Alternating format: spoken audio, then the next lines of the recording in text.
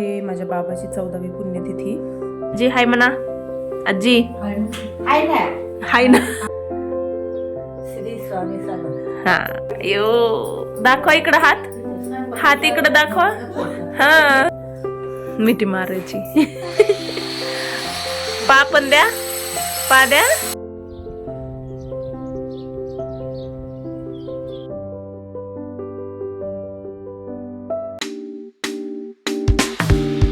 नमस्कार, मी ऋतुजा. स्वागत करते तुमचं माझ्या आणखीन एका नवीन व्लॉगमध्ये. आज पण आईकडे जायचं आहे मला. मी 2 दिवसाखाली पण आईकडे गेले होते. त्या दिवशी तिचं काशीहून आली ना ती, वाराणसीहून. मग आल्यास काहीतरी तिथलं पाण्याचं उजवायचं आणि काल भैरव करायचं असं काहीतरी पूजा होती तिथली. त्याच्यामुळं गेले होते. आणि आता आज आहे माझ्या बाबाची 14वी पुण्यतिथी, त्याच्यामुळं चालले. आणि जवळ असलं की म्हणजे असं सगळ्यांना वाटतं की काय त्याला इथली इथंच आहे, जायचं लगेच. पण त्याचे खूप म्हणजे डिसॲडव्हान्टेजेस मला नाही, ॲडव्हान्टेज पण तेवढेच आहेत आणि डिसॲडव्हान्टेज पण तेवढेच आहेत. कारण जवळ असलं ना की असं पटकन काही अडचण आली तर ते पण आमच्याकडे येऊ शकतात, आम्ही पण त्यांच्याकडे जाऊ शकतो. आणि दुसरं डिसॲडव्हान्टेज म्हणजे ते फक्त माझ्यासाठी आहे. कारण मला ना सकाळी गेलं की संध्याकाळी वापस यावंच लागतं. परत गेलं की म्हणजे तिकडे पण सुट्टी नसते. करावं काही लागत नाही, पण मग ह्यांना डब्बा द्यायचं असलं की आईचं असतं. मग भाजी काय करू, हे काय करू, ते काय करू, जेवले का बघ, डब्बा खाल्ला का बघ.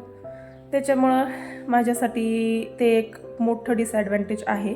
आणि त्या दिवशी मी सानूला घेऊन गेले होते तर माझा असा विचार होता की 4:30 वाजता ट्युशन होती, 4 वाजता तरी वापस यावं. आणि ह्या दोघी 4 वाजता झोपी गेल्या तिथं. आम्ही 7 वाजता वापस आलो. त्या दिवशी ट्युशन पण बुडली. आणि आज नको म्हणलं आता, कारण 10वीची परीक्षामुळे तिची शाळा सकाळून आहे आणि 12:30ला येते ती. पेपर असेल तर 9:30लाच येते, पण आज पेपर नाही आहे, उद्या पेपर. त्याच्यामुळं आज ती 12:30लाच येईल. म्हणून इथं शेजारी पूनमताईपाशी बस म्हणलं तिला, आणि मी येते जाऊन. आणि 1 वाजेपर्यंत येईल. 12 वाजता जेवण वगैरे झाल्यास निवड दाखवल्यास 1 वाजेपर्यंत वापस येईल. त्याच्यामुळं सानू माझ्यासोबत येणार नाही आहे, मी लगेच येईल. 12:30ला ती येते, 1 वाजता मी येते. काय करेलीस? पोळ्या करते. पोळ्या भाजते.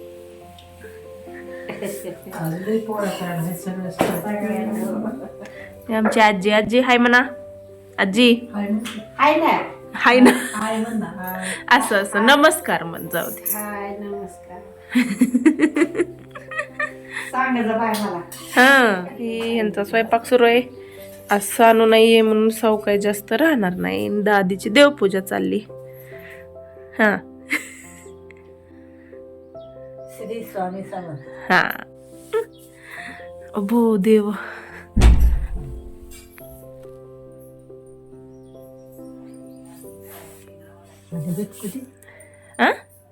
सावी किती गंध करायलीस तू. ओय वरी बघ. नाही बघत ती, मुद्दामन बघत नाही. व्हिडिओ चालू केलं की. मम्मीकडे बघ. का म्हण ना. यो दाखवा इकडं हात. हात इकडं दाखवा. हा एकदा दाखवा. हा आज सानू नाही ना म्हणून ती आता अशी खेळत नाही. तो इकडं हात धुतीन पुन्हा जाऊन पिठात बुडवती. आमची हात धुतीन तिकडे जाऊन पिठात बुडवती. बघा आता, बघा दादी तुला दाखवते बघा.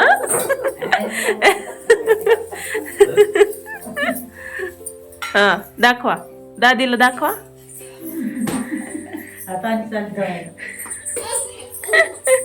दादीनं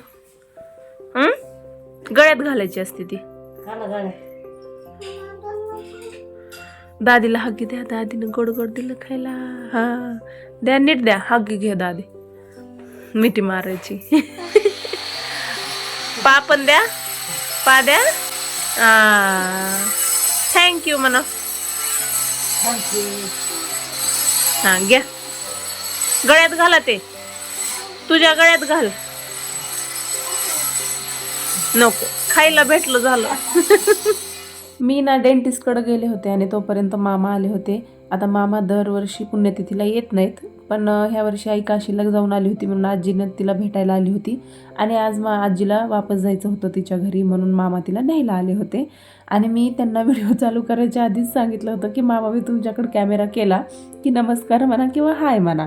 तर मी त्यांना एवढी खुणवत होते की मामा म्हणा मामा म्हणा, मामा काय म्हणच ना. तर आता मला हा व्हिडिओ विदाऊट व्हॉईसवर टाकायचा होता, म्हणजे जसा आहे तसा टाकायचा होता, पण ते काही जमलं नाही. हे माझे बाबा. आता बाबाला जाऊन 14 वर्ष झालेत ना.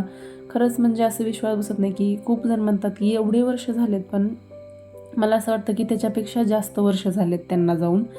कारण खूप काही घडून गेलं या वर्षांमध्ये, म्हणजे खूपच काय अपलट झाली असं म्हणायला हरकत नाही. आम्ही सगळे मोठे झालो, सगळे ज्याच्या त्याच्या ह्याला लागलो, संसाराला म्हटलं तरी चालेल. आणि त्याच्यात बाबाचाच खूप मोठा वाटा आहे असं म्हणायला हरकत नाही. आणि हे जे घर आहे ना ते दहीऊचं म्हणजे आईचं घर आहे. आणि आधी 1 मजलीच होतं ते खालचं, आता आम्ही त्याला 2 मजली करायलोत. वर 2 रूम केल्यात आणि खालचं पण खूप काही रेनोव्हेशन आणखीन करायचं आहे. हे दिवाळीपर्यंत त्याच्यातच जाणार आहे सगळं. नंतर बाबाच्या फोटोची पूजा केली आणि 12 वाजता करायचं असतं ते, जेव्हा पण पुण्यतिथी असते. मग यांना यायला थोडासा उशीर होता, तसं तर हेच पित्र असतात, पण त्यांना थोडा उशीर व्हायला होता म्हणून 12 वाजता आम्ही पूजा करून इथं फोटोला नैवेद्य दाखवला आणि ते आल्यास नंतर परत स्लॅबवर नैवेद्य दाखवायला गेलोत. असं खूप जणांचं म्हणणं येतं की म्हणजे कोणाचं काही अडत नाही की कोण गेलं आहे आणि काय, थोड्या दिवस रडतात आणि परत विसरून जातात, पण असं नसते.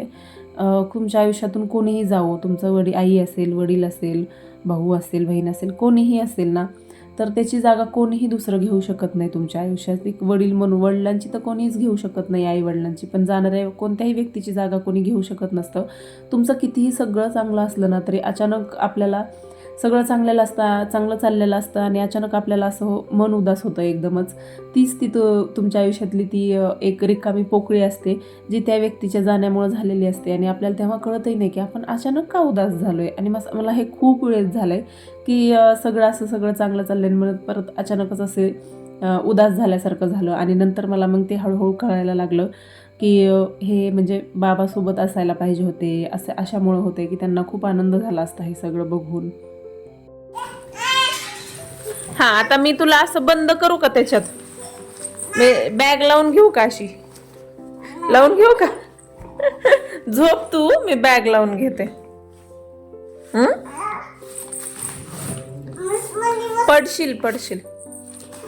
थांब हे काढते मी. हां बस. तू झोपू पण शकतेस त्याच्यात.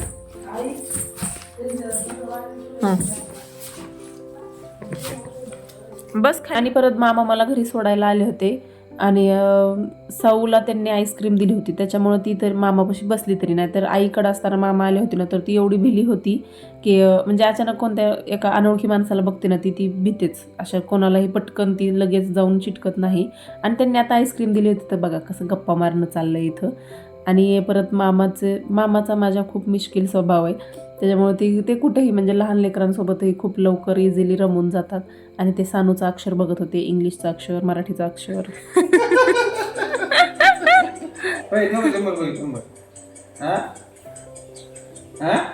नको म्हण.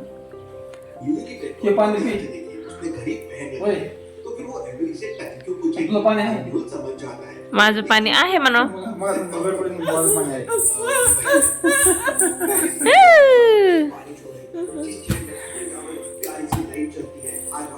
मी आज म्हणजे आईकडे गेले होते कारण माझ्या बाबाचं 14वं पुण्यस्मरण होतं आज.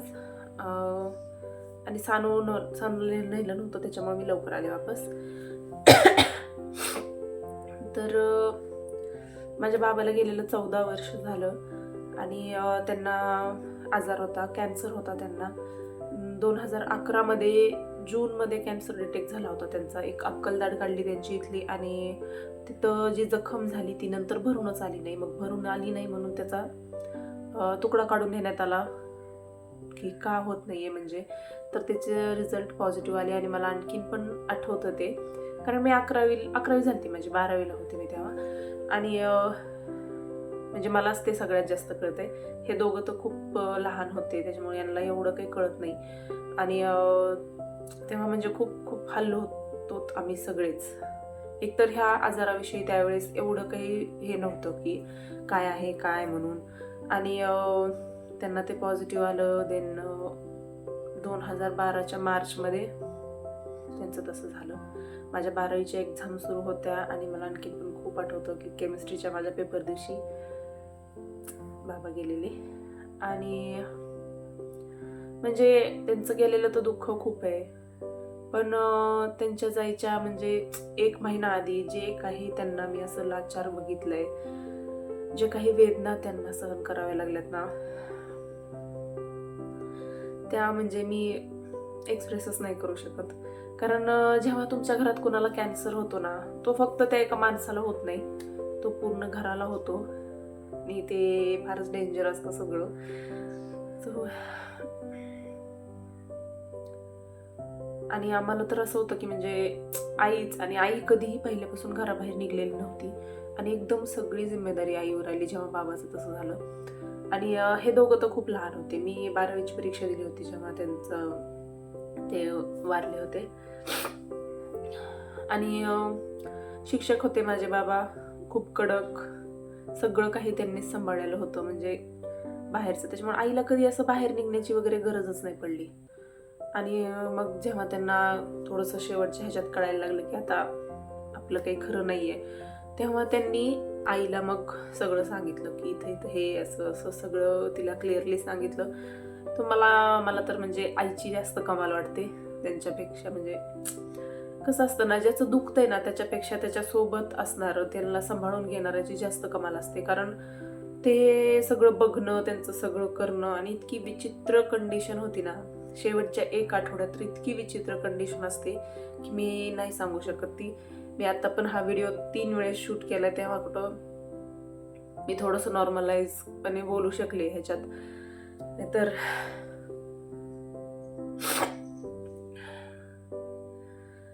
तेव्हा पण म्हणजे जेव्हा त्यांचं तसं झालं, मी मोठी होते आणि मग सगळ्यांनी असं हे केलं की तू मोठी आहेस, तुला सगळ्यांना सांभाळून घ्यायचंय वगैरे.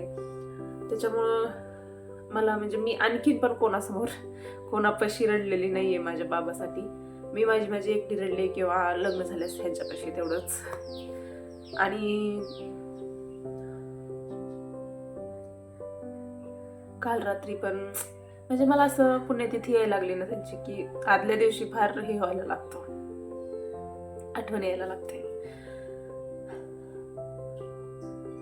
आणि परत 14 वर्ष झालेत, पण असं वाटत नाही की म्हणजे मला असं खूप कमी कालावधी वाटतो तो. खूप जणांना असं वाटतं की 14 वर्ष झालेत, पण ह्या 14 वर्षांमध्ये एवढं सगळं घडून गेलं ना. म्हणजे चांगल्याच गोष्टी झाल्यात, असं काही वाईट नाही झालेलं, पण एवढं सगळं घडून गेलंय की मी सेटल झाले, मला 2 लेकरं आहेत, माझं घर वगैरे व्यवस्थित आहे. आमूचं लग्न झालं, ते सेटल झाले. दह्यूला जॉब लागला, म्हणजे माझे बाबा शिक्षक होते आणि त्यांच्यासाठी अनुकंपेखालीच त्यांना जॉब लागला. आणि माझे बाबा गेले तरी पण ते त्यांचं कर्तव्य विसरले नाहीत असं म्हणायला हरकत नाही. कारण आम्ही जे पण त्यांच्यानंतर हे झालं ते त्यांच्या पेन्शनवरच होतं. जे पण घर चाललं ते त्यांच्या पेन्शनवरच चाललं. आणि आणखीन पण माझ्या आईला आहे त्यांची पेन्शन. आणि दह्यू पण सेटल झालाय, ते पण त्यांच्यामुळेच म्हणायला हरकत नाहीये. त्याच्यामुळं मला म्हणजे आठवण यायला असं दिवसातून एकदा तरी म्हणजे येतेच त्यांची. असं मी म्हणेल की मी विसरलेलीच नाहीये, त्याच्यामुळे आठवण काय येणार ना त्यांची.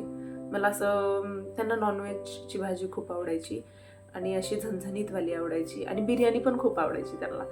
त्याच्यामुळे माझं फार हे होतं की बिर्याणीचं की मला यायला लागली, आणि मला प्रत्येक वेळेस बिर्याणी केली की त्यांची आठवण येते. कारण 1-2 वेळेस ना त्यांनी हॉटेलमधल्या एका बाईला शिकवायला पण आणलं होतं घरी आईला, की म्हणजे त्यांच्या मुसलमानाच्या होत्या त्या, आणि त्या खूप म्हणजे आता मुस्लिमच्या ह्याच्यात त्यांच्या खूप छान बिर्याणी करतात ना ते.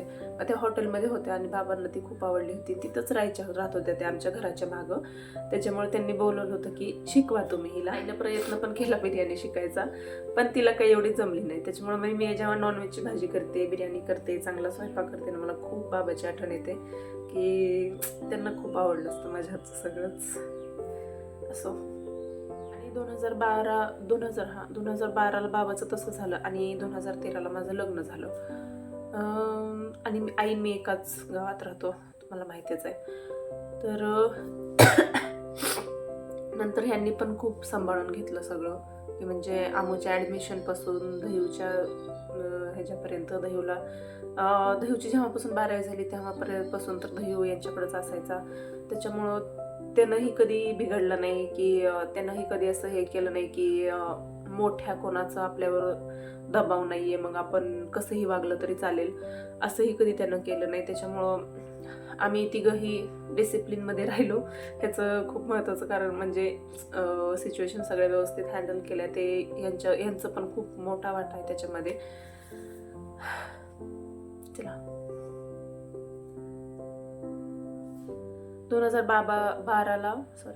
2012ला बाबाचं म्हणजे बाबा वारले आणि 2013ला माझं लग्न झालं आणि आम्ही दोघी म्हणजे आम्ही एकाच ह्याच्यात राहतो, म्हणजे एकाच गावामध्ये. त्याच्यामुळं मला आईला यांचा खूप सपोर्ट होता. ह्यांनी खूप खूप सपोर्ट केला आहे, की म्हणजे एक असतं ना की फक्त इकॉनॉमिक, कारण आईला गरज नव्हती इकॉनॉमिकली सपोर्ट करण्याची, तिच्याकडे ते सगळं होतं. फक्त एक आधार जो पाहिजे असतो ना, तो ह्यांनी दिला सगळ्यांना, आम्हाला चौघांनाही म्हणलं तरी पण चालेल. त्याच्यामुळं आम्ही व्यवस्थित उभा आहेत. तर ह्याच्यामध्ये ह्यांचं पण खूप मोठं वाटतं. सगळ्यात महत्त्वाचं म्हणजे माझ्या आईचं, कारण कधीही घराच्या बाहेर न निघलेली ती आणि तिने एवढं सगळं सांभाळून घेतलं तेव्हा, तर ते आईचं आणि आईनंतर यांचं खूप मोठा वाटा आहे. आम्ही सगळे एवढे आता सेटल आहोत आमच्या ह्याच्यात त्याच्यात. त्याच्यामुळं मी ह्या दोघांनाही थँक्यू म्हणते आज. आणि आजचा ब्लॉग मी इथे सेट करते. ह्याच्या पलीकडे मी म्हणजे जास्त बोलू नाही शकणार. चला बाय, भेटू अशाच पुढच्या ब्लॉगमध्ये.